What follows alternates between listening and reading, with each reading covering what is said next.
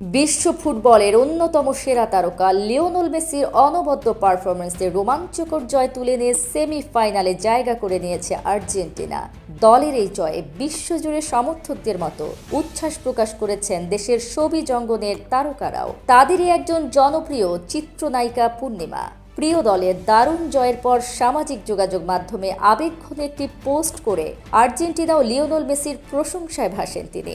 বুধবার নিজের verified Facebook পেজে পূর্ণিমা লিখেন, আর্জেন্টিনার জন্য কি দুর্দান্ত একটি রাত। যখন সারা বিশ্ব ভেবেছিল সব শেষ, মেসি এবং তার যোদ্ধারা দেখিয়ে দিলেন সত্যিকারের চ্যাম্পিয়নদের হৃদস্পন্দন কেমন হয়। সাহস, আবেগ আর বিশ্বাস এক নান্দনিক উপায়ে পুরো খেলার মোড় ঘুরিয়ে দিল। আলহামদুলিল্লাহ।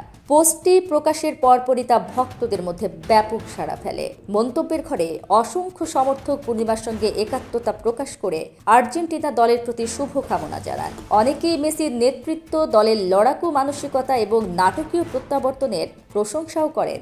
বিশ্বকাপের গুরুত্বপূর্ণ এই জয়কে ঘিরে সামাজিক যোগাযোগ মাধ্যমে এখনও চলছে উচ্ছ্বাস।